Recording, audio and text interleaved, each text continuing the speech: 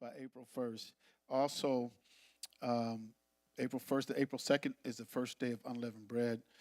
And then April 8th is the seventh day of unleavened bread.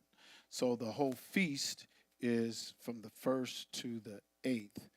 And you have to have unleavened bread. We're supposed to have unleavened bread with all of our meals. Unleavened bread with all of our meals. So let's keep that in mind as we set our calendars. And yes, that's a good question.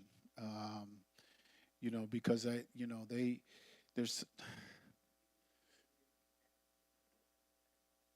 in Florida, you guys would do that. Yeah, yeah. Um, we'll get back. Remind me, hit me with a text, something. Hey, give us a decision, let us know. Because if we do it, it'll be, if we get here at 5 o'clock, that's when we'll do it. And understanding the foot washing and what it was is, and Yahusha washed the disciples' feet, and that was out of humility, being the lowest position in the house. When all your guests came in, you'd wash their feet. And you can really, here in the States, you don't see it so much, but when we went over to Ghana, I mean, you didn't see too many people with closed shoes. I mean, you did have some, but most people wore sandals and things like that. And we went over there. That was their raining season, what we would call winter, and it was still up in the 80s, and in their winter. But anyway, people did a lot of walking. Even now, to this very day, you have people who do a lot of walking, especially in the villages, and some of them don't have nothing on their feet. Some of them might have, sandals or slippers or something. Well, when they come into your house and you look down, you see those dirty feet. You would wash their feet as they go into your house and everything. So, but and they, I had my feet washed and I gave them what did I give them? 5 CDs, which is like 50 cents. But I gave them 5 CDs, maybe 10 CDs, which would be about $1. And they would wash your feet, and so I mean it's kind of showing your humility, being able to actually lower yourself to wash somebody's feet. And the feet that they washed wasn't feet that just came out of a shower or a bath. You didn't wash those kind of people's feet. When you wash folks' feet, it's because their feet was dirty. Their feet was dirty, so you'd wash your feet. Now for us, and I even heard, in the Christian church, now y'all make sure you wash your feet. Don't be coming here and you ain't wore socks in a week and your feet all crusty and everything, and your feet smelling. Nobody wants to wash those. That you just missed the whole thing of it. And they would teach us that, but you missed the whole thing because the only reason why they had to have their feet washed is because their feet were dirty. Their feet was dirty. So if you wash, shower, bathe, and then you come in here, why are you washing your feet? Your feet are already clean.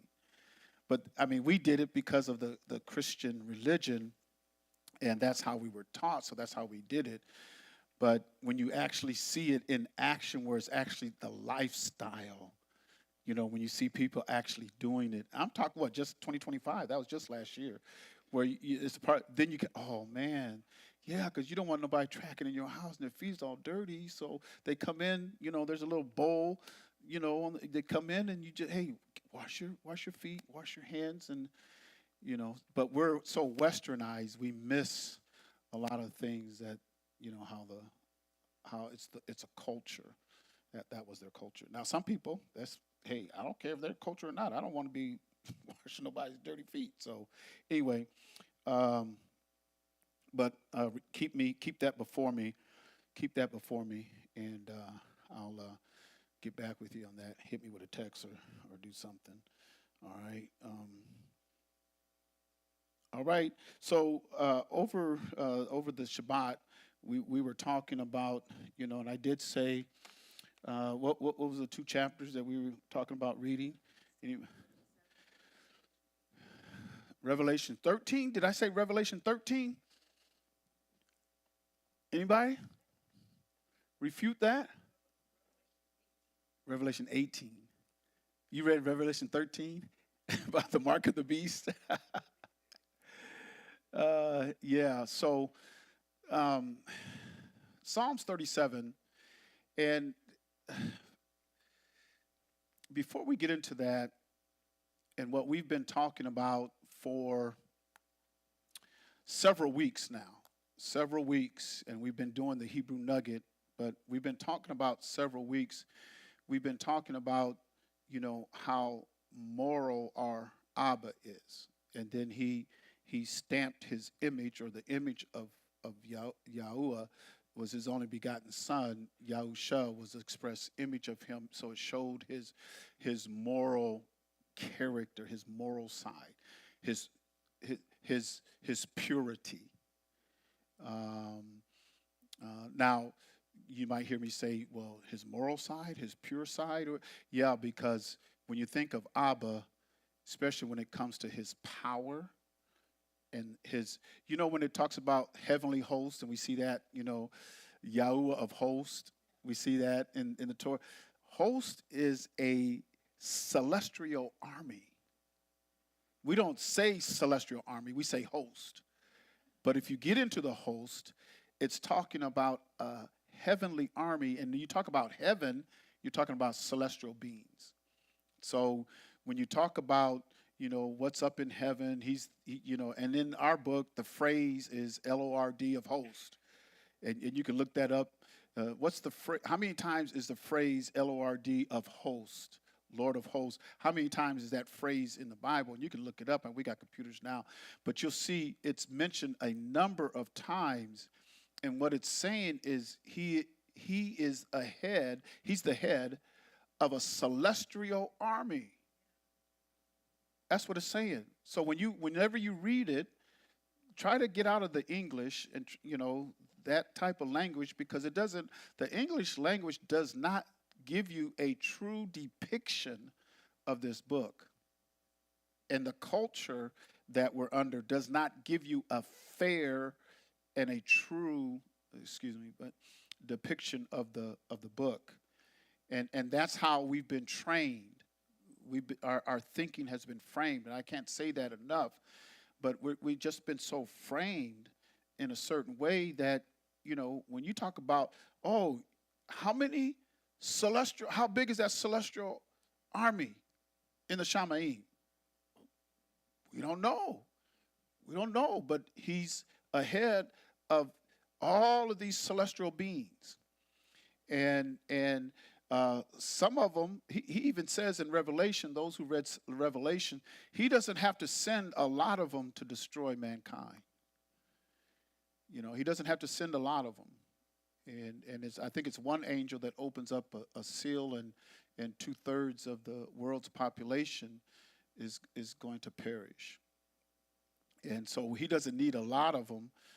He can send a lot of them. And it tells us that, we have to be careful when we entertain strangers, because we might entertain an angel or one of his heavenly hosts unaware. So some of the celestial bodies that you see look just like you. You wouldn't even be able to tell it was a celestial body. And even when Yahusha, after he came back, or when he was here after his resurrection, and he walked with the men of Emmaus. Remember, he was walking with the men of Emmaus, and he was speaking to them, talking to them, and they didn't know who it was until he opened their eyes. And then, yeah, okay, now I see. But you might have, they look human. They look human. A lot of them, they just look human, and you wouldn't even know it. That's why he tells us, your deportment. But anyway, what we've been talking about for some time now is the quality, your character, your deportment, your conversation. I think the book talks about your conversation, right? Your conduct, what you believe, and then how do you live what you believe? Do you have the fruit of the Ruach? That's the Hebrew nuggets we've been going over. Do you have the fruit of the Ruach?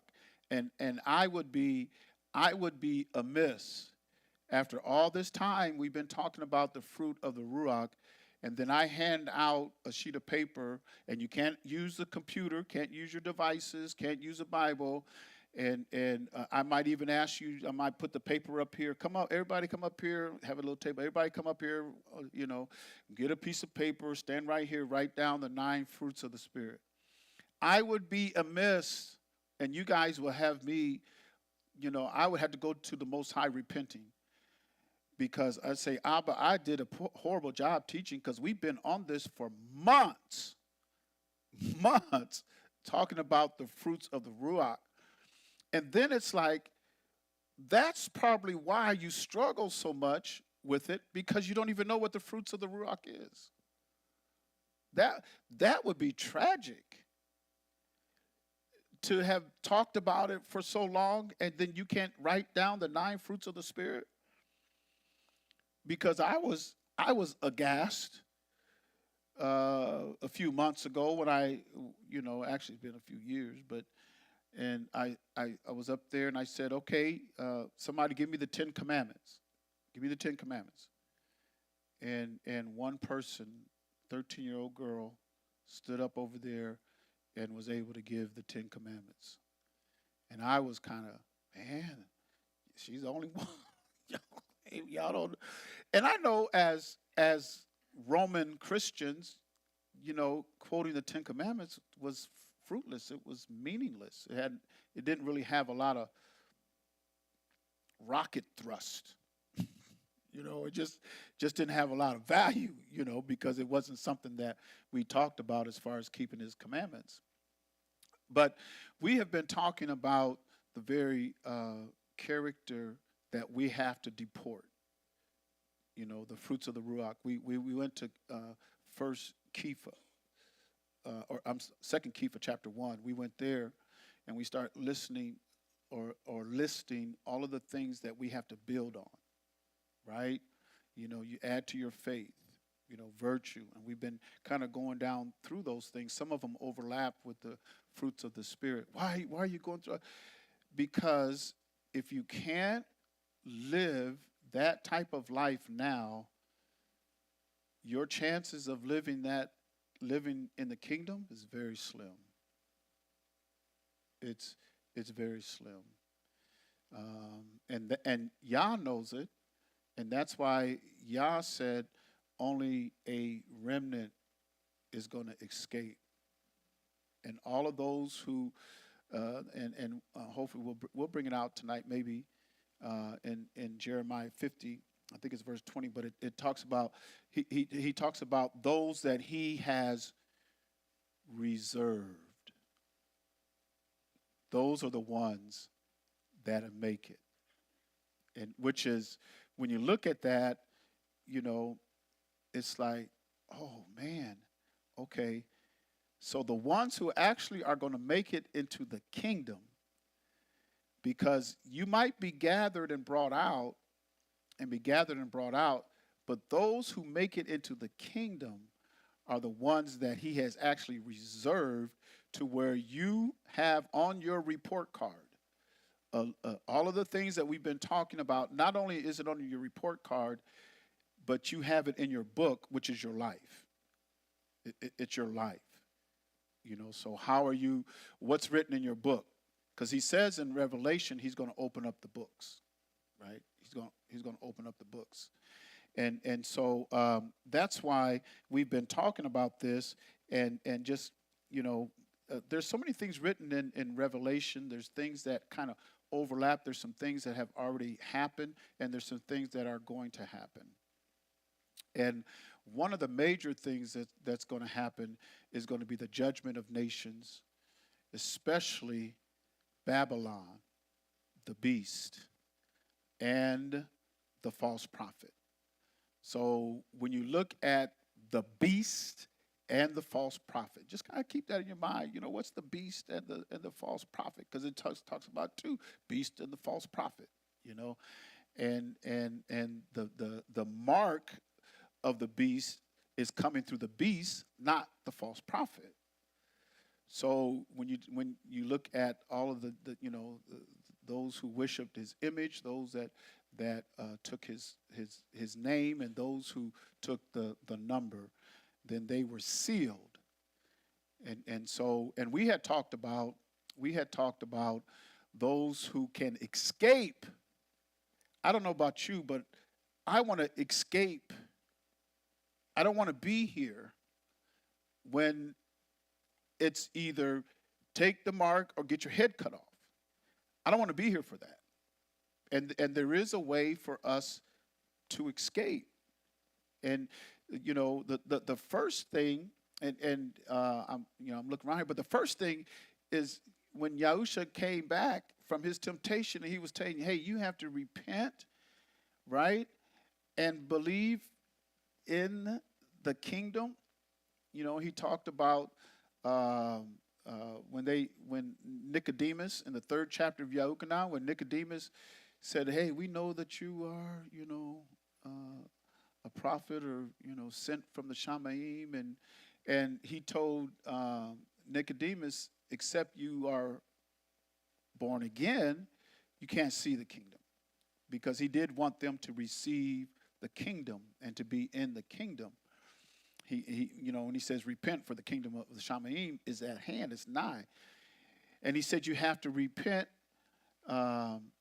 He said you have to be born again in order to see the kingdom. And then he goes on to say you have to be, because he thought he was talking about his birth, his natural birth. And he says, well, what? And the reason why he was talking about his natural birth, because Nicodemus knew who he was. And so it was like, I have to go through this, my mother's womb? No. You have to be born again of the water and the Ruach. And then that's going to be your entrance into the kingdom. You've been born again with the water and the Ruach, and if you can testify that I've been born again of the water and the Ruach, then, is this the right word to use? Then the onyx, is that the onyx? Is that? Or let me say this. If you have been born again of the water and the Spirit, then the yoke is on you.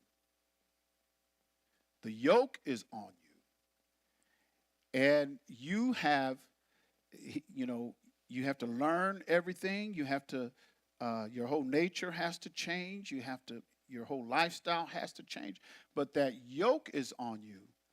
And he knows everyone that he put that yoke on. Everyone. He knows everyone that he put the yoke on. So now that I have that, how do I present myself? Because how I live now is going to determine whether I'm going to make it into the kingdom. That how I live now is going to determine how I live in the kingdom. Now, he knows all of those that he puts the yoke on. So in Psalms,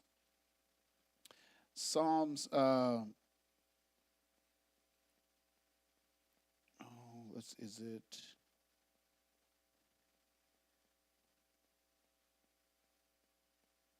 Let me get this now, because it just came to me.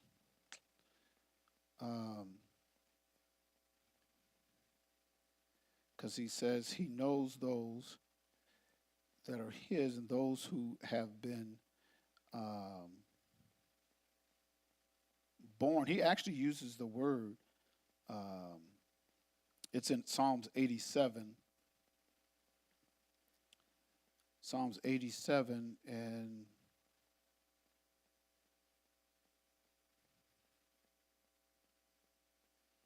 I'm going to look at start with verse 4, 5, and 6. Psalms 87, 4, 5, and 6. I will make mention of Rahab and Babylon to them that know me. Behold, Philistia and Tyre with Ethiopia, this man was born there. So notice he's taking, or he's giving birth out of all of these and those cities and everything he's listing.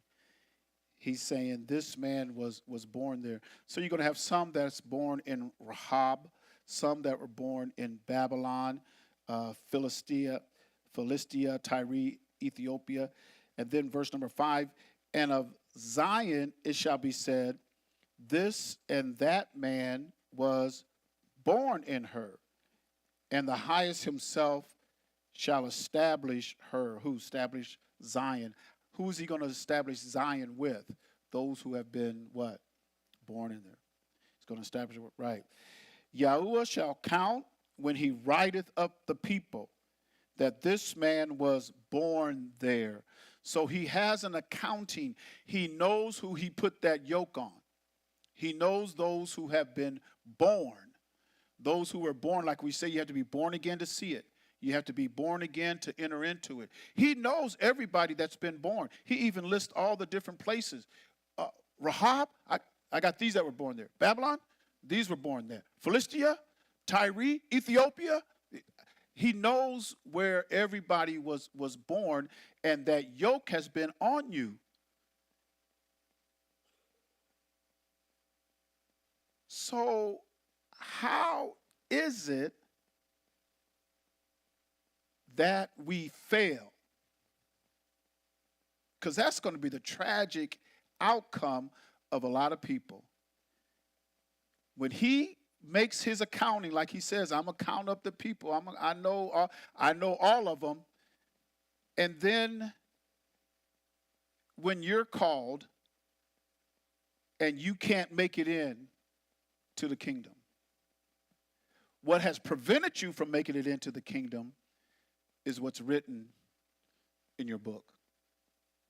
So all of those who have, he says, I know, and we, if you've been born of the water and the Ruach, I've been born of the water and Ruach, then it is upon you and me. It includes me. When I say I'm not excluding me too. But it is upon, it is upon us.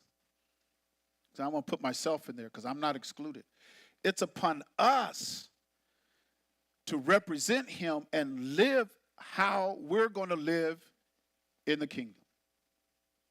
And if you can't present yourself like that, because he knows who he gave the Ruach to. It says right here, I don't care where you're born. I know you. I know you. So how is it that you miss the kingdom? And so that's what we're trying to do, is prepare everybody. Get it in your mind, get it in your heart. This is how we have to present ourselves before him. Like he says in Romans 12 and 1, I beseech you therefore, brethren. Let's put that up there. Like he says in Romans 12 and 1, he says, I beseech you therefore, brethren, by the mercies of Yah, that ye present your bodies a living sacrifice, holy, Kodesh, set apart, acceptable, not unto your spouse, not unto your parents, your earthly parents, not unto them. I got to be acceptable unto grandma. I got to be acceptable unto granny. I got to be acceptable unto papa, unto grandpa. I got to be acceptable. No.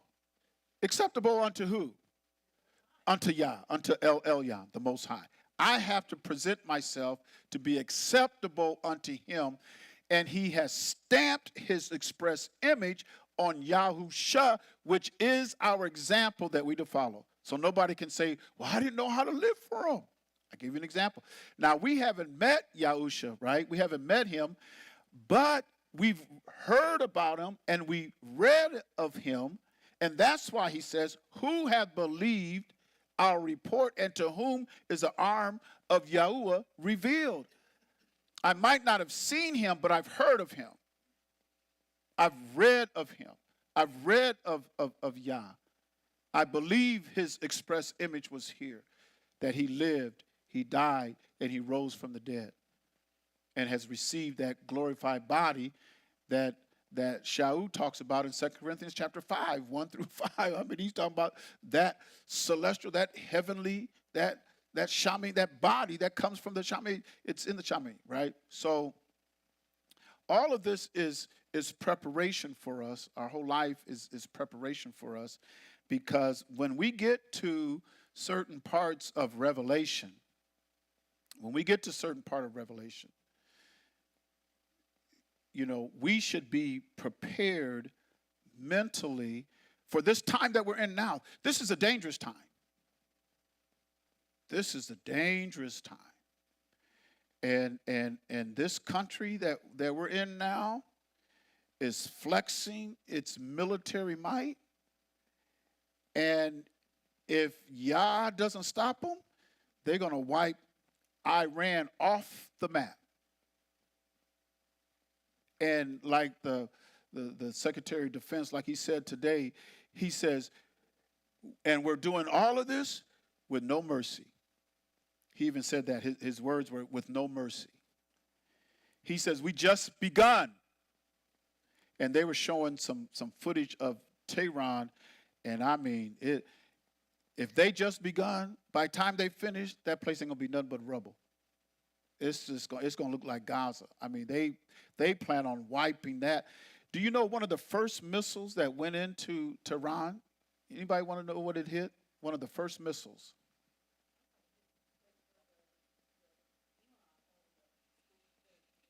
It was a school, a girls' school. One of the very first missiles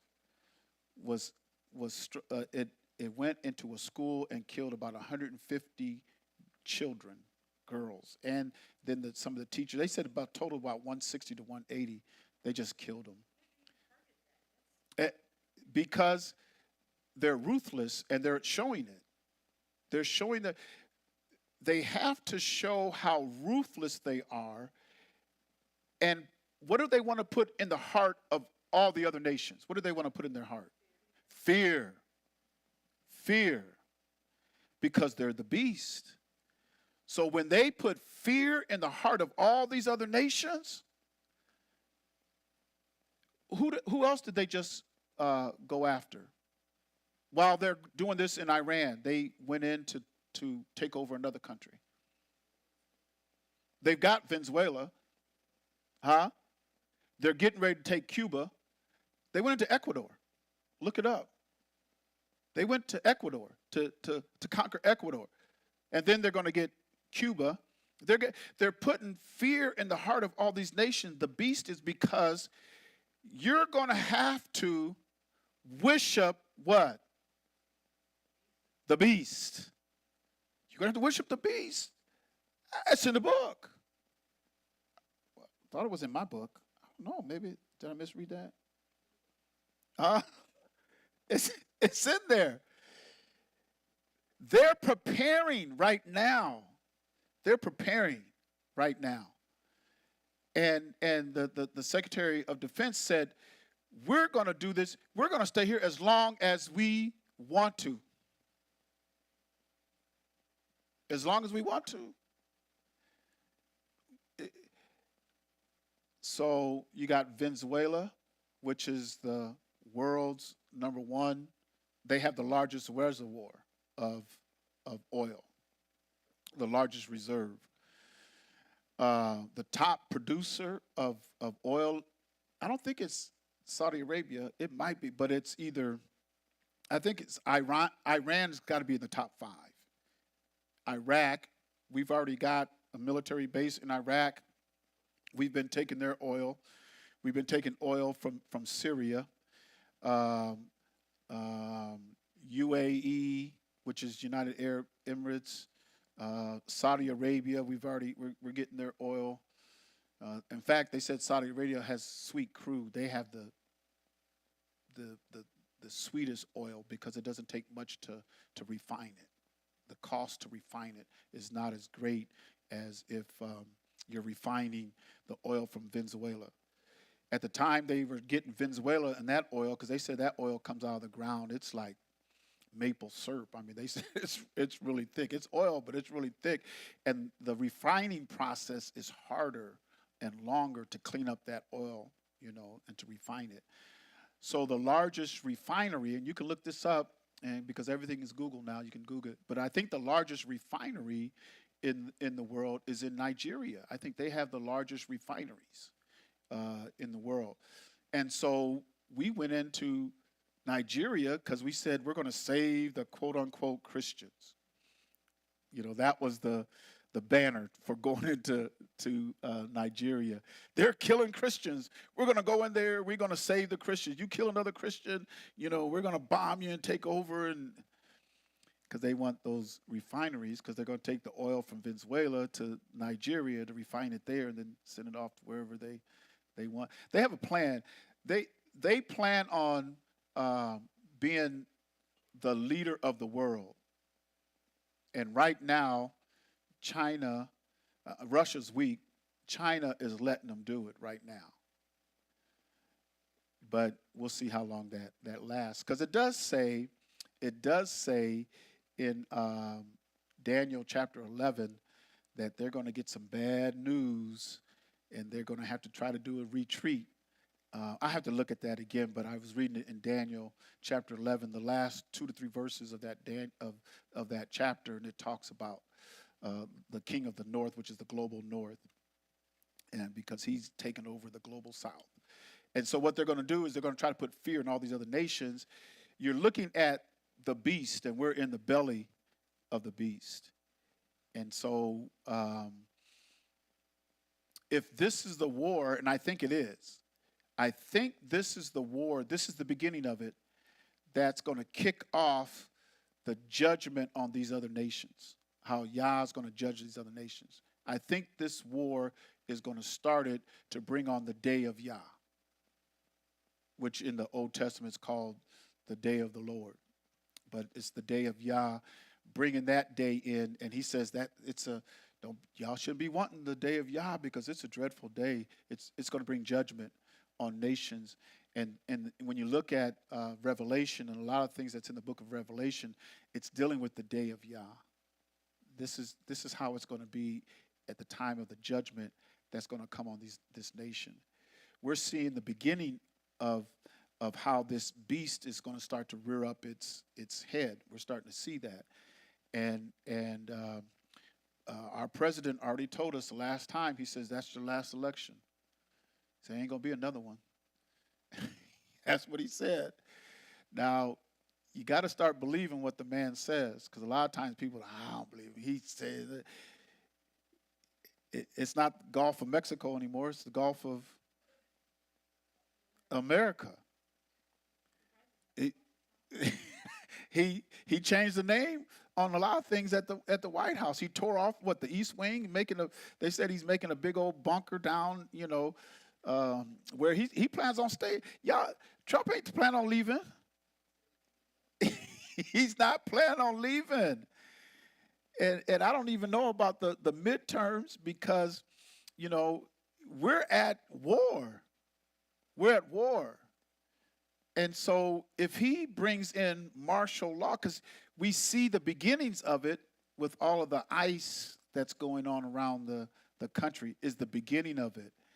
In a lot of these major cities in these blue states and some in the red states, they're going in to take over some of these warehouses. The FEMA is taking over some of these warehouses and stuff, and some of the governors of the states are saying, no, you can't do that. And the federal government says, watch me. Did y'all hear what he said about Spain? Anybody? I mean, I listened to some of the, he'll have a open, presser where he was meeting the president of Germany or the counselor or whatever of Germany. Anybody see that? Nobody see that? I watch it. I don't know. I watch it. But anyway, he was talking about, the countries that were good to the United States. Then he said he got on Spain. And he said, because he said, the Supreme Court knocked down his tariffs and all that. He said, I don't care about that. I'm raising 5% tariff on all of the European nations. He just said it. And then he said, all these other countries and, UK and them, they were really friendly to us. He said, but Spain wasn't. Spain wasn't friendly to us. You can look it up. He said, Spain would not allow us, or Spain told us that we couldn't use their airports to refuel our jets and send our jets on their missions to the Middle East or whatever. Spain said, you can't use our air. He says, we can use it anyway. We don't have to ask you. We'll just fly into your airport, refuel, go on over to. He said that in his professor.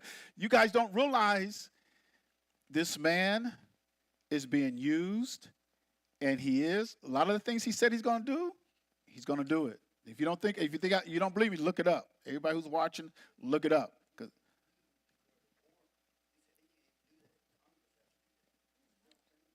Yeah, they asked him about international laws. Y'all heard that story, right? When they asked him about international laws and stuff, should you? He says, I don't have to follow international laws. He says, I don't intentionally hurt people. He says, and they said, well, what do you? He says, I just follow my own morals. I mean, if I feel like I'm a moral, y'all didn't hear that? Oh man, y'all need to. This man, this man is something else. But I'm saying all of that because you better buckle up. We better get ready. You're going to have to really strengthen your heart. Yahusha said a lot of men's heart is going to fail them for fear in that day. It's going to fail them for fear. He is trying to invoke fear in every nation. You know, he wants to be the ruler of the world. And he has the world's most powerful military. We spend over $1 trillion in our budget on military. I mean, this guy is, he's lifting himself into a different stratosphere.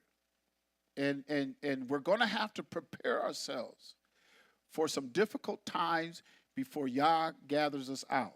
Now, in Revelations 18, verse 1, and after these things I saw another angel come down from the Shamaim having great power, and the earth was lightened with his glory.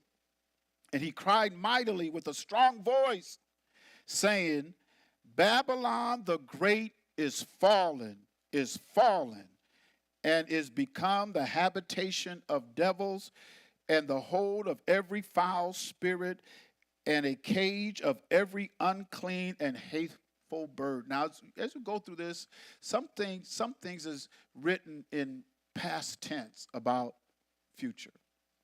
He can speak of things that are not yet come as if they are. Because there's a verse, somebody might want to look that verse up. There's a verse, I don't know exactly where it's at now, but he speaks of things that are not as if they were, something to that effect. And I don't know if anybody's watching out there. If you know where that's at, just go ahead and put that in the chat if you would. So I can't call it in my mind right now. But he says here, Babylon the great is fallen. Notice now, it is speaking almost like in past tense. But when you really look at it, in the eyes of Yah, Babylon has fallen. It's already fallen. You know, it's this great nation that we love so much that I don't want to escape to another nation because I got it pretty good here. In the eyes of Yah, this nation is fallen. It's fallen. Listen, look at what he says. Because of the habitation of what? Devils. Full of devils. Now, if y'all can't see how wicked this world has become, we're not living, 1,000 years ago. We're talking about a time where we're about to see the very judgment of Yah. We're not far from the day of Yah. We're not far. And so that's why we've been trying to talk about what kind of character we have. And I seen a program because I kind of watch what he puts out there on YouTube, and it's Truth Unedited. But he did put something out there on talking about peace is taken from the earth. Peace is taken from the earth. And don't let circumstances and events in your life to take peace from you. You got to keep your peace. And we know peace is like shalom. And when I'm at shalom, who am I at peace with? I'm at peace with Yah. I have the and our Messiah, he's called the what? He's the prince of it. And if I have the Ruach in me, I've got some shalom in me, got peace in me. Because you're going to be tried. You're going to be tried. And there's going to be pressure. And there's going to be chaos. Don't be surprised your family turn against you. Don't be surprised friends turn against you. Don't be surprised loved ones turn against you. Don't be surprised if institutions turn against you. And you might feel I'm all alone. That's why it's important for us to assemble together. And when Yahusha, when they told Yahusha, your family, your mother and your brothers, they're standing with, they want you to stop teaching and go be with them. They're having a family reunion. You need to stop what you're doing and go be with your family. What did Yahusha say? He says, whoever does the will of my Father, the same is my brother, my sister, and my mother. And that's going to be hard for some people because they're not going to be able to leave family. And they're going to cleave more to family than they are to Yahusha's family. Because Yahusha forsook his own family. He said, those who do the will of my Father, that's who my brother is. That's who my sister is. So that's why for us, if we're in the will of Yah, we're doing Yah's will, it's going to be important for us to gather and be together. And I know a lot of people join online because we have that ability now, but they're going to take over everything. They've got AI. I don't know if you guys heard about this, but OpenAI, the guy who came up, he's the CEO of the company. I don't know if he's an architect creator, because I think it came from probably one of those angels or those some of the. I don't think it was earthly humans that gave him that intelligence. But anyway, you have OpenAI, and he has said the government, Hegseth, who is the Secretary of Defense, and Hegseth and the government was going after him because he said he did not want to turn over his AI to the government, especially the military, because he just doesn't know, to him that just doesn't fit right to have the military control AI, and they have it, but he succumbed to them. They put I seen it on the news, I think it was this morning, he had succumbed to that pressure, to where now our government and our military branches, the Defense, Department of Defense, is going to have open AI. So they're going to have that intelligence. So it's going to get to the point where, AI, and it's so vast, so fast, so quick, everything. There's certain words and everything that's going to trigger it. They could shut me down. They could shut this down. He's speaking, but it's not the propaganda that we want people to hear. Cut him off. So it'll be easy. Once they get all this AI stuff, it'll be easy. And even, and they're just trying the AI that they have, it's artificial intelligence, but we got SI, spiritual intelligence. And you have to know Yah has a book on all of us, and he knows everything that you say and do. It's all written in your book. He's got accounting on you. We fear the IRS, because we have to report to the IRS every year. But you don't fear Yah. And he sees more than what they see. So he'll pull up your record and see when you, I know exactly what you made. I know exactly what you gave. I know when you gave it. He'll have all of that. None of that escapes him. He's worse than the IRS, y'all. If I can say that. Huh? He know. I mean, because we try to hide from the IRS, don't we? He knows. He don't make no mistakes. He'll pull up your record. He says the books will be open. That's the book on you. He has your whole life. I was when I retired, and I was working with Social Security, and from the time I was 14, they had a record of me all the way up to the time I retired, and it showed all of the Social Security I paid all the way up from 14 to 58 when I retired. And a whole list. They got a list of it. Yah's greater than that. Yah's greater. So he keeps track of everything, and he knows it. So they get this AI, which I think they get it probably from fallen angels or whatever, because they up there. I mean, like I said, he's Yah of hosts, which means all those celestial beings, and some of them fell. We see that in Revelations 12, because Satan, Azazel was able to get a third of those up in the Shamayim to rebel against Yah. And they had it made. So now the lake of fire is waiting for them. I mean, that's a pretty big fall. To go from the Shamayim, the throne of Yah, down to the lake of fire, man, that's a big fall. But he took a third of them with him. Azazel did.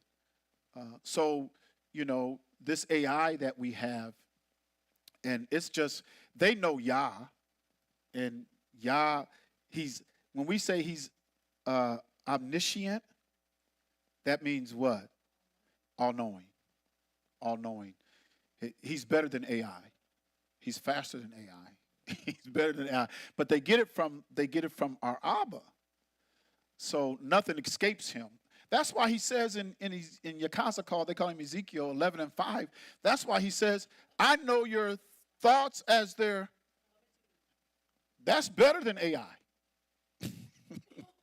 I think that's better. We got some witnesses here. I think that's better than AI. I know your thoughts as they come into you. So they're trying to replicate what Yah does and what Yah knows. And but anyway, we've got open AI now that's in our military now. They're going to use open AI in all of their y'all. They're gonna know where everybody's at. And if you got a phone, they know where you're at. And they know where you left it. And they know your address. And they know your behavior because they'll scan your phone and they'll see everywhere you went. They'll know your pattern. What you do on Monday, what you do on Tuesday, what you do on Wednesday. They'll know your pattern. They'll have all of it. Because we say, I want to leave my phone behind, or I'm going to wrap it in aluminum, or, submerge it in water or something. But everything that's on that phone, they've already put into these data centers. They came up with the cloud. All right. So, and he cried mightily with a strong voice, saying, Babylon great is fallen, and has become the habitation of devils and the hold of every foul spirit, and a cage of every unclean and hateful bird. It's all in Babylon. It's there. And when you look at our culture, and even where we got our culture from, and just look at down through time, all these great nations, and from the the times of the Medes, the Persians, the time Babylon, Medes, Persian, the Greeks, the Romans, and then you've got the Americas, or this last great power. Because in Revelation 17, because I got a text and was talking about Revelation 17, and Revelation 17 is dealing with different entities and different time periods. And even when it talks about it talks about the 10 kings, but it talks about the 7 heads, and those 7 heads are breaking down the captivity of Yasharel. And because Revelation mixes a lot with Jeremiah 50 and 51, parts of Revelation, but and then you talk about the prophets where it talks about the day of Yah, all the judgment that Isaiah the prophet, Ezekiel, and Jeremiah speaks of on Babylon. A lot of that, comes to fruition, or we see more of it in Revelation, because they speak about the judgment that's coming on Babylon. But all of this stuff, in the culture, the devils, every foul spirit, the cage of every unclean and hateful bird, for all nations, now listen, for all nations have drunk of the wine of the wrath of her fornication. So she's been able to spread her Babylon spirit to all these other nations. So not only is it centralized, because when you talk about Babylon, and even in because when I was reading this, I had to go to Jeremiah 50 and 51.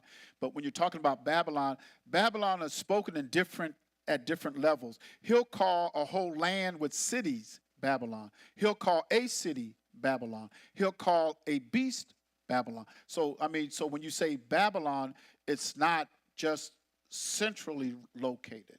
He's dealing with other things and prophecy at that time. But he says, for all nations have drunk of the wine of the wrath of her fornication. They've gotten drunken off of her. And many of them, you might hate the westernized culture, but once you drink of that wine of her fornication and become drunk with it, and you're in league with it. It's almost like, yeah, I don't like the West, but I'll party with them. I'm still going to do the things that they do and everything. Because listen to what he says. And the kings of the earth have committed fornication with her. They're engaged. They're becoming one. Because when he says, when a man joins himself to a woman, they become what? One flesh. I'm becoming like you. You becoming like me. We begin to produce. That's the ability we have to procreate, because we're able to produce. So what do you think that they're doing when they and the kings of the earth have committed fornication with her? And then the outcome of that, their offspring. And the merchants of the earth are waxed rich through the abundance of her delicacies. And I do know that our nation is the most indebted nation, and I think that's why there's a run on all of the oil. When you see because we get a lot of oil from Iraq already, because we already went through the Iraq war. We're going through Iran now. We already get a lot of oil from Saudi Arabia. Saudi Arabia ain't gonna do they ain't gonna do. What you want, America? You want that? Okay, they ain't gonna stop nothing. They don't agree with the lifestyle of the West. They don't agree with that lifestyle. But they ain't gonna tell the United States no. They ain't gonna do that.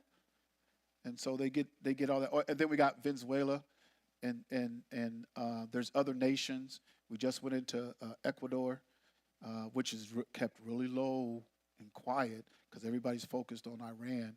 But anyway, they're trying to get all this stuff because of our debt. They're trying to wipe out debt. They want to wipe out that debt. Trump knows it. He even talks about Greenland. You heard about Greenland and going to get Cuba and Mexico and Canada. He says Canada's the 51st state. He does have, he's got Spain in his crosshairs now, but he does have Canada. He's looking at them. But another thing that he just announced today is he wants to be the world leader in cryptocurrency. And there's a Clarity Act that they're trying to get through Congress now. But he's saying he doesn't want China, because he says if we don't become the leader in cryptocurrency, then China's going to do it, and we're going to lose out of a lot of money. And they want Bitcoin to be like gold, and cryptocurrency be backed by Bitcoin, because that's going to be like gold to them. And they want to corner the market. They want to corner the market. And so when you talk about, cryptocurrency and Bitcoin and stuff, it's going to get into the trillions. It's going to get into the trillions. So he's trying to wipe out our debt so that we can have, and all these delicacies, And then verse number 4, and I heard another voice from Shamaim saying, come out of her, my people, that ye be not partakers of her sins, and that ye receive not of her plagues. Because there is a plague on sin. And some people get in sin and they can't get out. Some people get in sin, they can't get out. And sometimes you look at folks and you wonder what happened? Why? Because they cannot, once they partaken of her sins. And it doesn't mean, we're all born in sin. King Daud says, behold, I was shapen in iniquity, and in sin did my mother conceive me, which is, universal for us. But being partakers of her sins, a lot of her delicacies, we have to really refrain ourselves and hold back from the delicacies of this beast that we're in. It's probably better to go without a lot of things than to always trying to keep up with the Joneses and have everything and get so connected to, I gotta have this, I gotta have that, gotta have a new house, gotta have a new car, gotta have a new wardrobe, gotta have new shoes, gotta have, and we're just, the parties and the corporate parties and the office parties and the pagan, they did this for Halloween. They had all their kids dressed.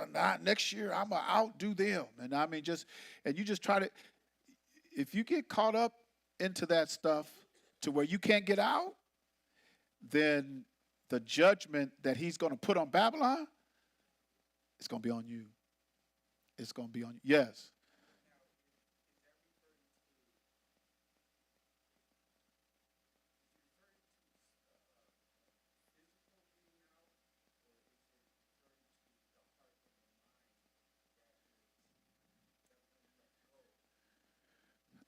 When he talks about come out from among her, at first it starts in your ruach, in your mind. That's where it starts, because we know that there's a shelf life here. We got to leave here. We know that. And I know when the ruach says it's time to go, gone. I'm gone. So when he's making the cry, now he talks about things in the future as if they're in the past. So when he's saying, come out from her, because even in, Shaul said it in Corinthians. Is it 1 Corinthians 6 or 2 Corinthians 6? He says, come out from among them and be separate. So our basic lifestyle has to be separate from what we see in the world. So when I get into that mindset of coming out, I have to be different. I have to come out. That's my mindset and that's my behavior. It won't be difficult for me to hear his voice when he says, okay, it's time to leave. Because mentally and in my ruach, I've already left. Like he says here, he's speaking of things that has not happened as if they have. So in my mindset, I'm looking at, actually I've already come out. I'm just waiting for it to happen. Just like we know Yah knows the end from the beginning, he already knows, he's already seen it. We just have to go through it. So in my mindset, in my ruach, I've come out. I'm just waiting for it to happen. Yeah.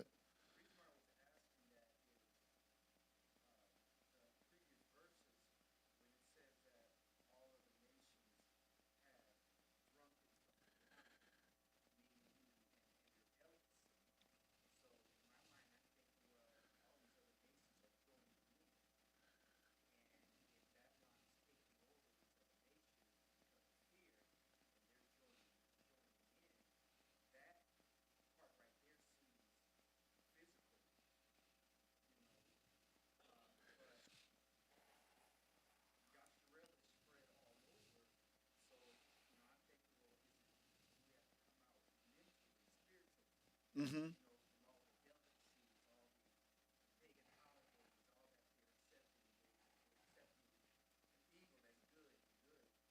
Right. Right. Yes. And that's the summation of our life. When you really look at, you know, our lifestyle, our conduct, our standards of life, our moral life, I mean, all of that, we don't drink the wine of this world, of this nation. I can't get intoxicated with the cares of life and everything that they offer. You know, we live in the father of this country is capitalism. The mother is religion. So I can't get intoxicated with that, you know, to where it just I start, like it says, drink the wine of her fornication, and then, you know, you become um, um, overtaken. Um, you wax yourself rich through the abundance of her delicacy. You've become drunken with the wine. You've actually engaged in fornication with her. So for us, when we get Ruach and we're born again, that's when it starts. I got to come out. I gotta. It should be in our ruach to separate myself from the delicacies and the wine of this world and the fornication of this beast. That's why we have to keep ourselves, and that's why, you know, we said in Romans 12:1 we have to present ourselves a living sacrifice. That's the part of us coming out and being separate. It starts. It starts with us spiritually, but then it's going to be a natural coming out, you know. He even says, because Shaul seen it, he says, he talks about, why is that not first with the spiritual and then that which is natural, you know. But we have that natural experience first, then we're going to have the spiritual. So he uses both of them. But for us, when we're born again, we start in our ruach and in our bodies, and it's a lifestyle that we come out. But then we're going to hear that trumpet where it's going to be a physical coming out.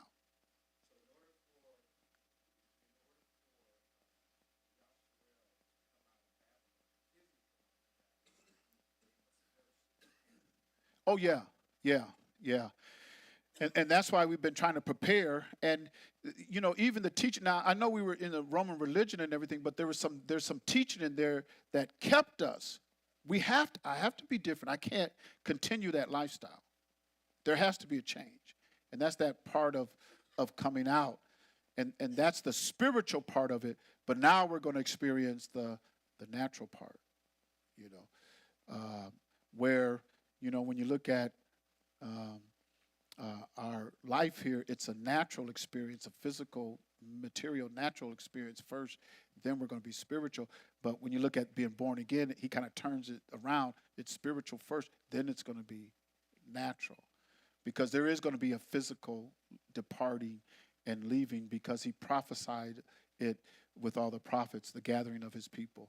Moses was one of the first ones, you know, and then Yahusha said it before he left, you know, the gathering of his people from the four corners. So it is coming out from among her. It goes on to say, for her sins have reached unto the Shamaim, and Yah hath remembered her iniquities. He's not going to forget. We want him to forget our transgressions, you know, and that is the covenant that's going to be, we're going to be a part of, uh, you know, in time. Because right now, and we want to think, well, no, he's forgetting about our sins now. What if you go home and sin tonight? You think he forgot about that?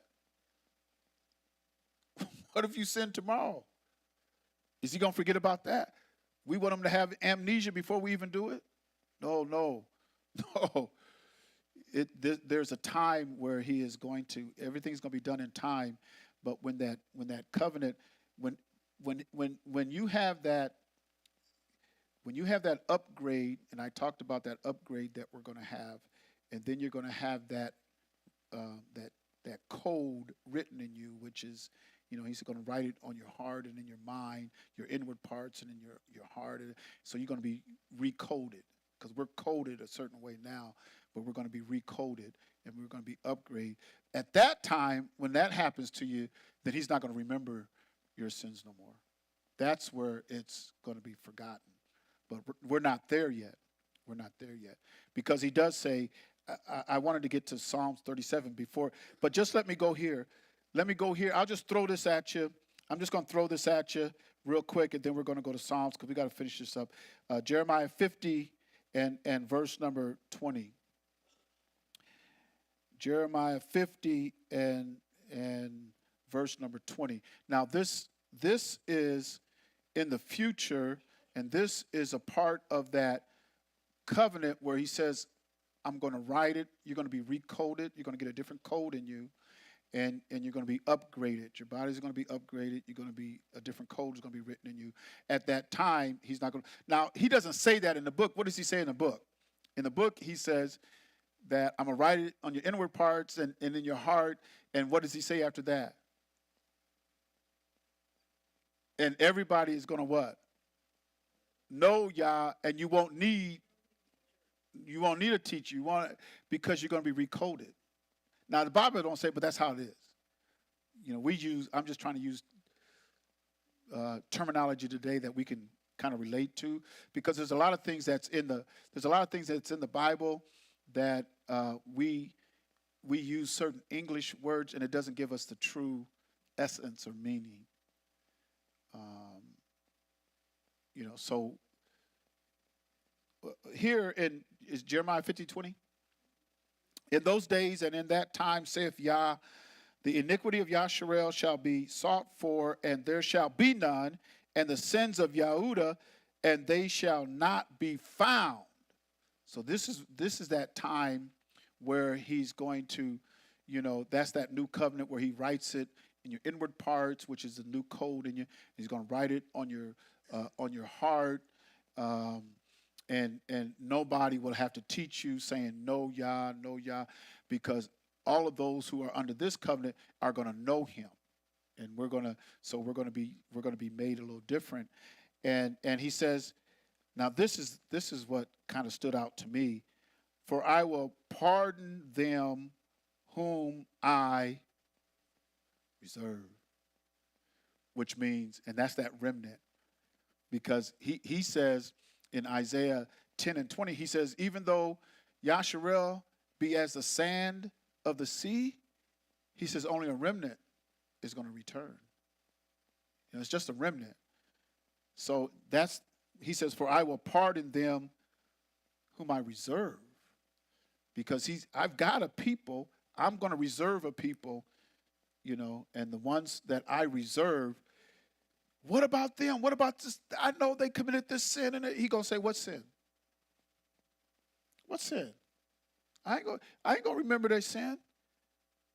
He said it won't be found. It's going to be gone. But that's for those that he reserved. That's who that's for. Because everybody else, I'm going to remember their sin. That's why it's so important for us. And that's why I keep trying to, you got to teach it again. You got to teach it again. You got to teach it again. Because like Shaul said, you really got to get this. We got to get this, because there's nothing going on now that can compare to this. Nothing. Nothing going on now, no test, no trial, no suffering, nothing you're going through now can compare to this. And this is reserved for just his elect. These are the ones that I reserved.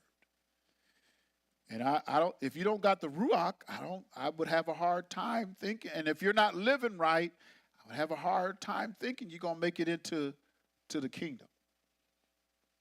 Because it's not for everybody. Because he tells us in Yakasakal, Ezekiel the 20th chapter, he says, I'm going to meet you face to face, all of the transgressors and who? The rebels and the transgressors, they ain't going to make it in. They're not going to make it in. So But he does know those that he's reserved. And there is a hierarchy with El Elyon. His very nature, he's the highest, he's the most high, but he has other celestial beings. He created others that are higher than us, but they don't have the glory that we have. Because even King Daud says, what is man that thou art mindful of him, or the son of man that thou visited him? You made him a little lower than the angel, but you crowned him with such glory and honor. Because there's hierarchy with Yah. There's hierarchy. And he's going to reserve himself a people and those who are going to make it. And Shaul says, for I reckon that the suffering of this present time is not even worthy to be compared to the glory that's going to be revealed in us. So, nothing you're going through now. In fact, if you're one of these reserved, you're going to look back and say, yeah, I could have went through more than that for this. I could have went through more. Here I am worried about what somebody talk about me on the job. I'm worried about that. And we fret over what family think. Not me. I'm at the point where if I'm the only one, that's all right. I'm not fretting. I mean, you want everybody to come, but you have to understand everybody's not coming. He didn't reserve everybody. He said, this is for my reserved. These are the ones that I reserved. And those are the ones, and you're going to have folks saying, I remember Richard, he was no good, he was wicked, he did he committed every sin. He going to say, what sin? That's what I want. That's where I want to be. He said, I ain't going to remember their sin. That's that covenant. We've read it in different terms, read it from different prophets like Jeremiah 31:31 and Hebrews 8:8, but it's the same. And then in Romans 11, he talks about that covenant at the end because he says, then all Yasharel shall be saved. And he says the covenant that he made with Jacob where he's not going to remember their sin. I mean, so you see it in different places in the Torah, and you see it in different places. This is just one of them, because he says, I'm not going to remember there. If you read it, you read Jeremiah 31:31 and read that down, and then Hebrews 8 and read that down, and 8:8 and read that down, and then in Romans 11 and 25, 26, 27, 28, you read that down, and they're saying pretty much the same thing, yeah.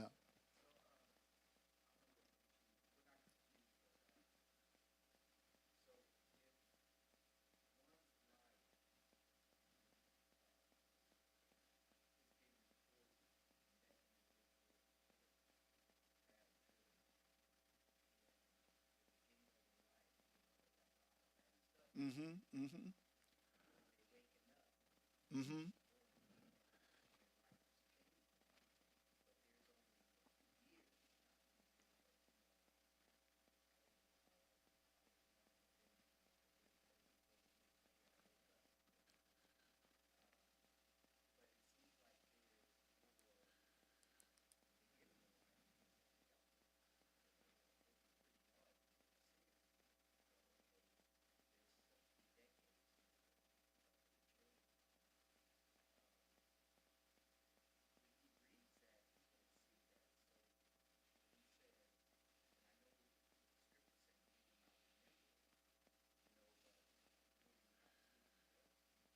No, so yeah, yeah. So when you look at Yakazakal or Ezekiel chapter 18, and he talks about those who live righteous all their life, and then at the end they turn wicked. He says, I'm not going to remember none of their righteousness.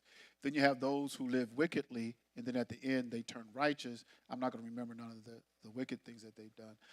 But when you get to that point where that covenant, because he has a covenant, those who make it to that covenant, he's not going to remember their sins no more. You just have to get there, because he's going to plead with us face to face, all of us. We're going to be before the judgment seat of Christ. We have to give an account for everything we've done in our body. Once that code is written on you, and you've been upgraded to that body, and you have that new code put in you, then those that he does that to, he doesn't remember their sins no more. That's a part of that covenant. That's a part of that covenant. So, and we don't have time tonight. I'm going to finish up here. But you can, to verify that, you have to read Jeremiah 31, verse 31 down to, there's about 3 or 4 verses there. And then Hebrews 8, verse 8 on down. And then Romans chapter 11, verse 25, 26, 27, somewhere around. And then in Jeremiah 50, verse 20. So there's a lot of different witnesses that talks about that covenant where you're going to be recoded, you know. So once those who are recoded, like he says here, he's going to say, what sins? I can't find no sin. The reason why he can't find no sins is because you've been recoded. You're under that covenant, and you don't, the mark of sin, that one, we're not there yet, because if you look at these bodies, what's in these bodies? Because Paul said it. The law of sin is in these bodies, in this flesh. So he's not talking about this body, because the law of sin is in this flesh. Now, I do have to give an account to stand before him. I have to, like he says in 2 Corinthians 5 and 10, I have to give an account for everything I've done in this body, whether it be good or bad. But that's before you've been recoded or under that covenant, because once he does that to you, there won't be no record of sin. There's no record of sin. That makes sense? Okay, all right. No, I mean, because in this present body, you know, and what helps us stop sinning is we have the Ruach, you know. And you have some people, because he told that woman that was caught in adultery, he told her, "Go. I'm not going to condemn you, but go and don't do it again. Sin no more." She ain't got the Holy Ghost, but he told her, "Do not do that." But, you know, we get the Ruach HaKodesh, or the Holy Ghost, that gives us power to overcome everything. So once I get the Ruach now, and I've got a whole laundry list or a rap sheet, but once I get the Ruach HaKodesh, now I start, that balance was like this. But once I get the Ruach, I start doing this. Yeah, and then because I have to give an account for everything that I've done. And so I want him to see all the good that I've done since I've been born again, which he will. You know, it's going to be, yeah, you overcame, you know.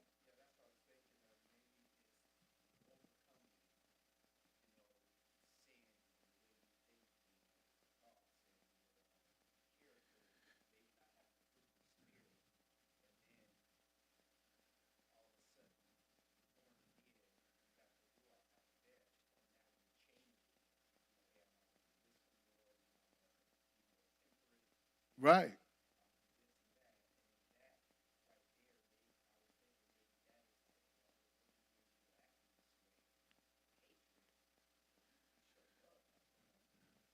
Right. Right. It's gonna balance that out. When I had so much sin, I was way down here. Got the Ruach now. Now I'm just, because he said, "Let your light shine before men, that they might behold your good works and glorify my Father, my Abba in the Shamayim." So I have to, now that I got the Ruach, I got to get to work. I got the fruit of the Spirit. I got to put it into action. You can't just put it on the shelf. You got to put it into action, because you're going to be judged on that.